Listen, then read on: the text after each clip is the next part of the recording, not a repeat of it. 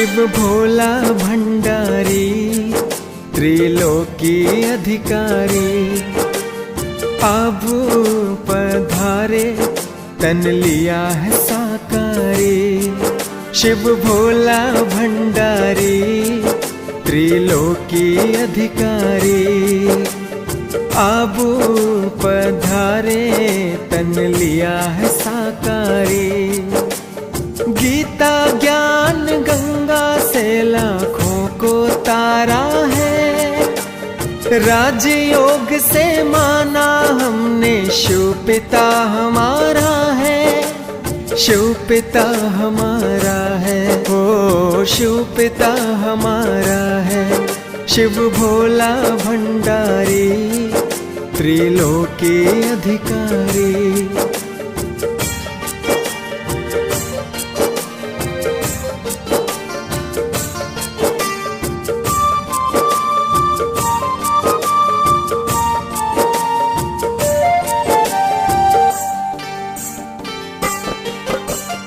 अमृत बेले यादों में हम मिलन मनाएंगे,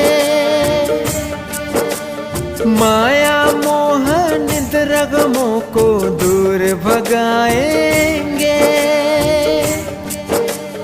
हम है प्यारी आत्मा है भाई बहन का नाता, शिव है परम पिता हमारा ब्रह्मा जग की माता।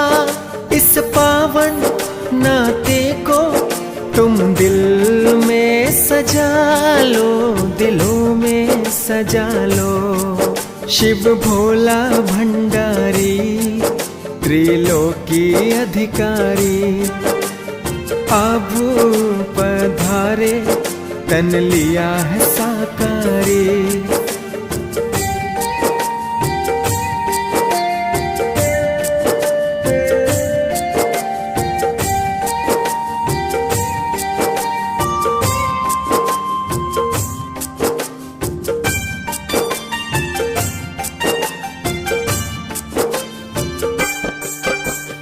अब वापिस घर जाना है ये भूल नहीं जाना, एक दूजे से अब अपने संस्कार मिलाना। प्रभु गुणों से भर लो तुम अनमोल खजाना, दिव्य गुणों से सजा लो जीवन सुहाना। ये संगम सुहाना इसे सांसों में बसा लो, सांसों में बसा लो। शिव भोला भंडारी त्रिलोकी अधिकारी, अब पधारे तन लिया है साकारी। शिव भोला भंडारी त्रिलोकी अधिकारी, अब पधारे तन लिया है साकारी। तन लिया है साकारी, तन लिया है साकारी।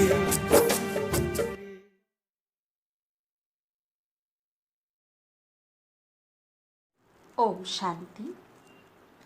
10 मई 2022 प्यारे बाप दादा के मधुर महावाक्य। मीठे बच्चे, बाप आए हैं तुम्हें श्रेष्ठ मत देकर सदा के लिए सुखी शांत बनाने। उनकी मत पर चलो, रूहानी पढ़ाई पढ़ो और पढ़ाओ तो एवर हेल्दी वेल्दी बन जाएंगे। प्रश्न, कौन सा चांस सारे कल्प में इस समय ही मिलता है जो मिस नहीं करना है? उत्तर, रूहानी सेवा करने का चांस, मनुष्य को देवता बनाने का चांस अभी ही मिलता है। यह चांस मिस नहीं करना है। रूहानी सर्विस में लग जाना है, सर्विसेबल बनना है। खास कुमारियों को ईश्वरीय गवर्नमेंट की सेवा करनी है, मम्मा को पूरा पूरा फॉलो करना है। अगर कुमारियाँ बाप का बनकर जिस्मानी सर्विस ही करती रहें, कांटों को फूल बनाने की सर्विस नहीं करें, तो यह भी जैसे बाप का डिसरिगार्ड है। गीत जाग सजनिया जाग। ओम शांति। सजनियों को किसने समझाया? कहते हैं साजन आया सजनियों के लिए। कितनी सजनियां हैं? एक साजन को इतनी सजनियां, वंडर है ना। मनुष्य तो कहते कृष्ण को 16,108 रानियां थी, परंतु नहीं, शिव बाबा कहते हैं मुझे तो करोड़ों सजनियां हैं। सब सजनियों को मैं अपने साथ स्वीट होम में ले जाऊंगा।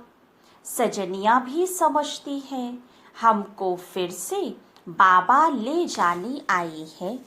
जीव आत्मा सजनी ठहरी, दिल में है साजन आया है हमको श्रीमत दे श्रृंगार कराने के लिए।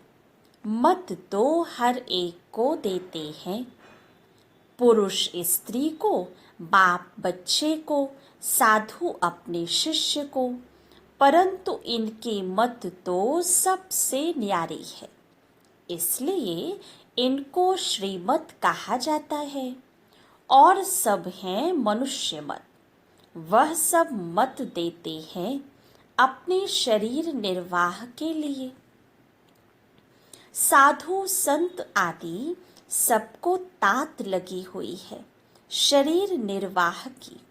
सभी एक दो को धनवान बनने की मत देते रहते हैं। सबसे अच्छी मत साधुओं गुरुओं की मानी जाती है, परंतु वह भी अपने पेट के लिए कितना धन इकट्ठा करते हैं। मुझे तो अपना शरीर नहीं है, मैं अपने पेट के लिए कुछ नहीं करता हूँ। तुमको भी अपने पेट का ही काम है कि हम महाराजा महारानी बने। सबको तात है पेट की। फिर कोई ज्वार की रोटी खाते तो कोई अशोका होटल में खाते।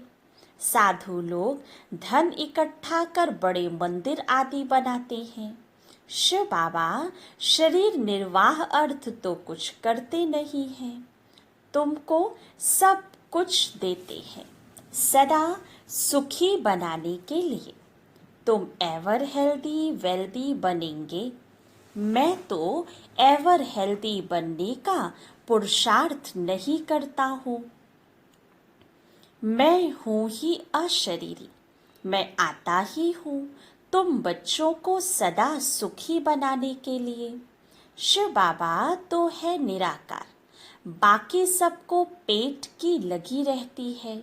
द्वापर में बड़े बड़े सन्यासी तत्व ज्ञानी ब्रह्म ज्ञानी थे, याद में रहते थे, तो घर बैठे उनको सब कुछ मिल जाता था। पेट तो सबको है, सबको भोजन चाहिए, परंतु योग में रहते हैं, इसलिए उनको धक्का नहीं खाना पड़ता है।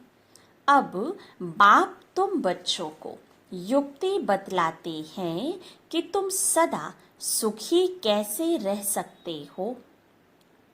बाबा अपनी मत देकर विश्व का मालिक बनाते हैं। तुम चिरंजीवी रहो, अमर रहो, सबसे अच्छी मत उनकी है। मनुष्य तो बहुत मत देते हैं, कोई इम्तिहान पास कर बैरिस्टर बन जाते हैं, परंतु वह सब है अल्पकाल के लिए। पुरुषार्थ करते हैं अपने और बाल बच्चों के पेट के लिए। अब बाबा तुमको श्रीमत देते हैं, हे बच्चे श्रीमत पर चल, यह रूहानी पढ़ाई पढ़ो।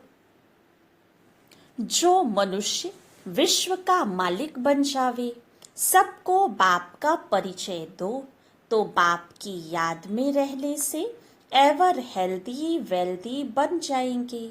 वह है अविनाशी सर्जन। तुम बाप के बच्चे भी रूहानी सर्जन हो, इसमें कोई तकलीफ नहीं। सिर्फ मुख से आत्माओं को श्रीमत दी जाती है। सर्वोत्तम सेवा तुम बच्चों को करनी है, ऐसी मत तुमको कोई दे न सके। अब हम बाप के बच्चे बने हैं, तो बाप का धंधा करें या जिस्मानी धंधा करें, बाबा से हम अविनाशी ज्ञान रत्नों की झोली भरते हैं।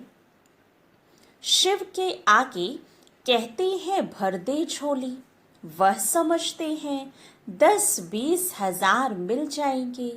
अगर मिल गए तो बस उन पर बलिहार जाएंगे, बहुत खातिरी करेंगे। वह सब है भक्ति मार्ग। अब सबको बाप का परिचय दो और बेहद की हिस्ट्री ज्योग्राफी सुनाओ। बहुत इजी है। हद की हिस्ट्री ज्योग्राफी में तो बहुत बातें हैं। यह बेहद की हिस्ट्री ज्योग्राफी है कि बेहद का बाप कहाँ रहते हैं, कैसे आते हैं, हम आत्माओं में कैसे 84 जन्मों का पार्ट भरा हुआ है। बस जास्ती कुछ नहीं समझाओ, सिर्फ अलिफ और बे। अहम आत्मा बाप को याद करके विश्व का मालिक बन जाएंगी। अभी पढ़ना और पढ़ाना है। अलिफ माना अल्लाह, बे माना बादशाही। अब सोचो, यह धंधा करें या जिस्मानी धंधा कर 200-400 कमाई। बाबा कहते हैं अगर कोई होशियार बच्ची हो तो मैं उनके मित्र संबंधियों को भी दे सकता हूँ, जिससे उनका भी शरीर निर्वाह चलता रहे। परंतु बच्ची अच्छी हो, सर्विसेबल हो, अंदर बाहर साफ हो, बोली की बड़ी मीठी हो। वास्तव में कुमारी की कमाई माँ बाप खा नहीं सकते। बाबा का बनकर फिर भी उस जिस्मानी सर्विस में ध्यान बहुत देना, यह तो डिसरिगार्ड हो गया। बाप कहती हैं मनुष्य मात्र को हेवन का मालिक बनाओ। बच्चे फिर जिस्मानी सर्विस में माथा मारे। स्कूल खोलना तो गवर्नमेंट का काम है। अब बच्चियों को बुद्धि से काम लेना है। कौन सी सर्विस करें, ईश्वरीय गवर्नमेंट की या उस गवर्नमेंट की। जैसे यह बाबा जवाहरात का धंधा करते थे, फिर बड़े बाबा ने कहा यह अविनाशी ज्ञान रत्नों का धंधा करना है, इससे तुम यह बनेंगे। चतुर्भुज का भी साक्षात्कार करा दिया। अब वह विश्व की बादशाही लेवे या यह करे, सबसे अच्छा धंधा यह है। भल कमाई अच्छी थी, परंतु बाबा ने इसमें प्रवेश होकर मत दी कि अलिफ और बे को याद करो। कितना सहज है, छोटे बच्चे भी पढ़ सकते हैं। शिव बाबा तो हर एक बच्चे को समझ सकते हैं, यह भी सीख सकते हैं। यह है बाहरयामी, शिव बाबा है अंतर्यामी।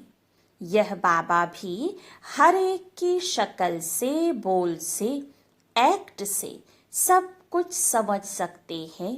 बच्चियों को रूहानी सर्विस का चांस एक ही बार मिलता है। अब दिल में आना चाहिए, हम मनुष्य को देवता बनाएं या कांटों को कांटा बनाएं। सोचो क्या करना चाहिए। निराकार भगवान वाच, देह सहित देह के सब संबंध तोड़ो, अपने को आत्मा समझ बाप को याद करते रहो। ब्रह्मा के तन से बाप ब्राह्मणों से ही बात करते हैं। वह ब्राह्मण लोग भी कहते हैं ब्राह्मण देवी देवताए नमः। वह कुख वंशावली, तुम हो मुख वंशावली। बाबा को जरूर ब्रह्मा बच्चा चाहिए। कुमारिका बताओ बाबा को कितने बच्चे हैं? कोई कहते 600 करोड़, कोई कहते एक ब्रह्मा। भल तुम त्रिमूर्ति कहते हो, परंतु ऑक्यूपेशन तो अलग अलग है ना। विष्णु की नाभि से ब्रह्मा निकला, ब्रह्मा की नाभि से विष्णु, तो एक हो गए। विष्णु 84 जन्म लेते हैं, वह ब्रह्मा, बात तो एक ही है। बाकी रहा शंकर, ऐसे तो नहीं शंकर सो शिव होता है, नहीं त्रिमूर्ति कहलाया जाता है, परंतु राइटियस बच्चे 2 हुए।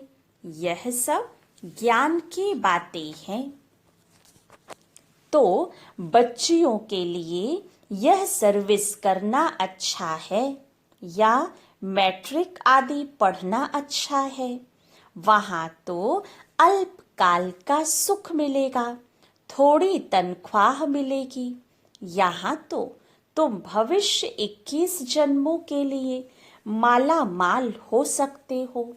तो क्या करना चाहिए? कन्या तो निर्बंधन है। अधर कन्या से कुमारी कन्या तीखी जा सकती है, क्योंकि पवित्र है। मम्मा भी कुमारी थी ना। पैसे की तो बात ही नहीं, कितनी तीखी गई तो फॉलो करना चाहिए।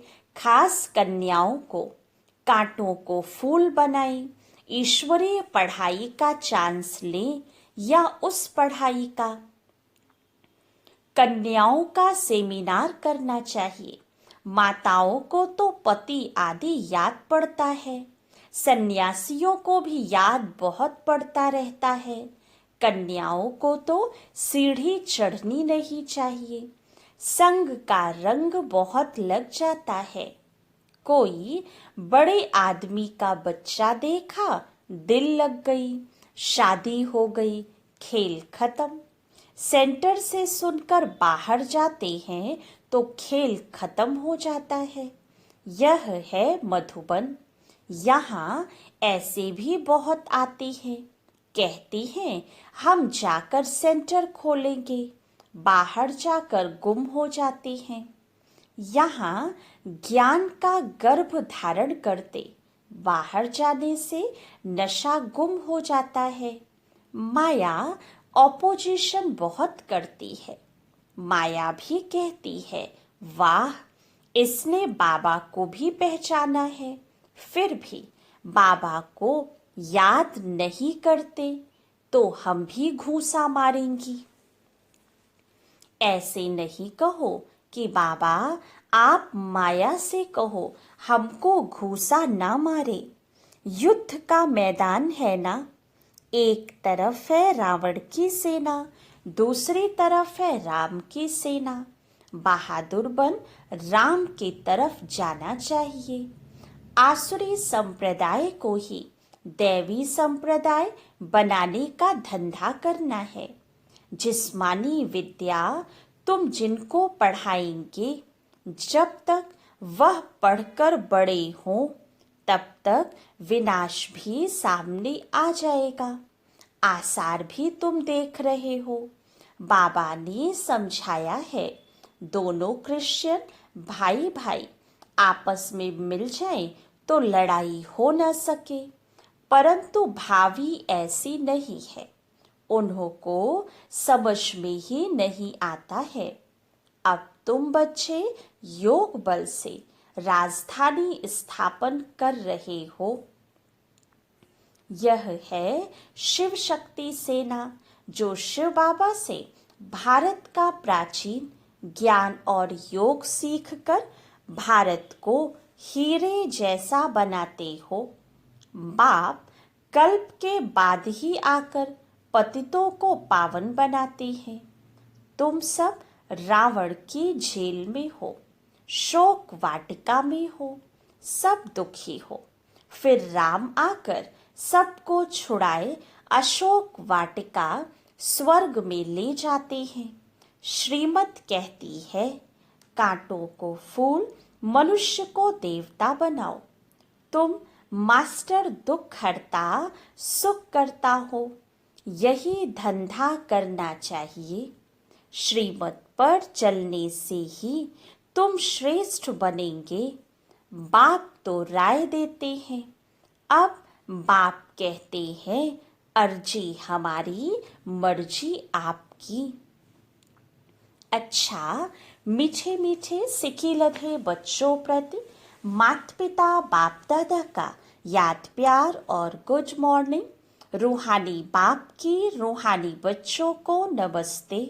रूहानी बच्चों की रूहानी बाप दादा को याद प्यार गुड मॉर्निंग और नमस्ते।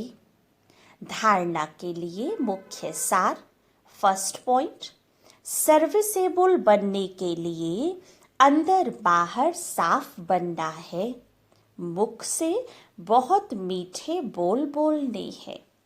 देह सहित देह के सब संबंधों से बुद्धि योग हटाना है।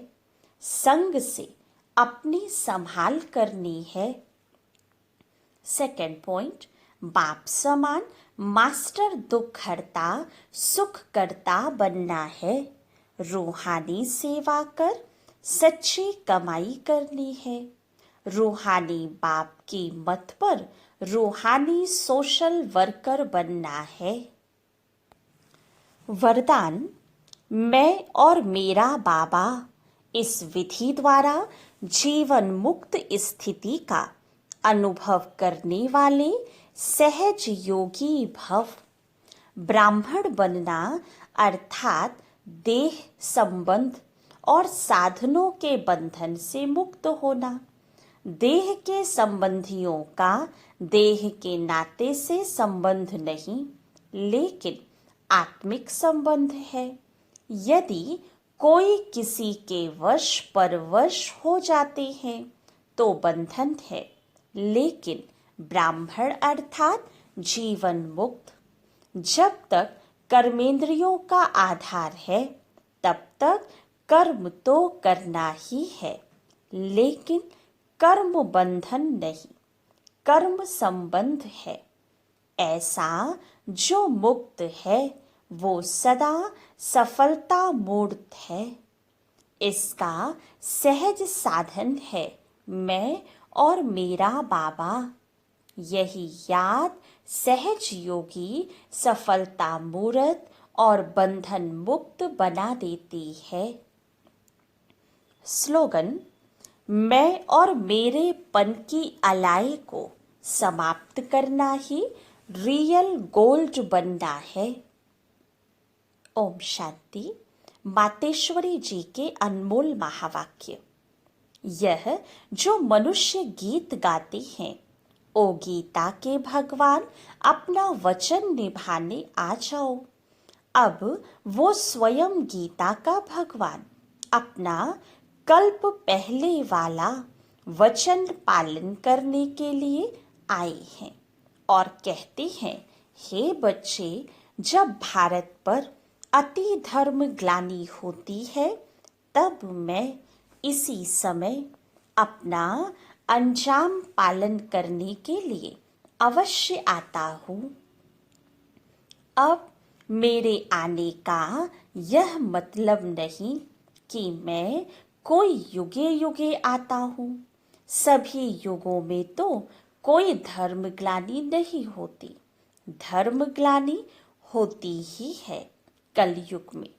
तो परमात्मा कलयुग के अंत समय में आता है और कलयुग फिर कल्प कल्प आता है, तो जरूर वह कल्प कल्प आता है। कल्प में फिर 4 युग हैं, उसको ही कल्प कहते हैं। आधा कल्प सतयुग त्रेता में सतोगुण सतो प्रधान है। वहां परमात्मा के आने की कोई ज़रूरत नहीं। और द्वापर युग से तो फिर दूसरे धर्मों की शुरुआत है। उस समय भी अति धर्म ग्लानि नहीं है। इससे सिद्ध है कि परमात्मा तीनों युगों में तो आता ही नहीं है। बाकी रहा कलयुग, उसके अंत में अति धर्म ग्लानि होती है। उसी समय परमात्मा आए अधर्म विनाश कर सत धर्म की स्थापना करते हैं। अगर द्वापर में आया होता तो फिर द्वापर के बाद सतयुग होना चाहिए, फिर कलयुग क्यों? ऐसे तो नहीं कहेंगे परमात्मा ने घोर कलयुग की स्थापना की। अब यह तो बात नहीं हो सकती। इसलिए परमात्मा कहते हैं, मैं एक हूँ और एक ही बार आए अधर्म अथवा कलयुग का विनाश कर सतयुग की स्थापना करता हूँ। तो मेरे आने का समय संगम युग है। अच्छा, ओम शांति।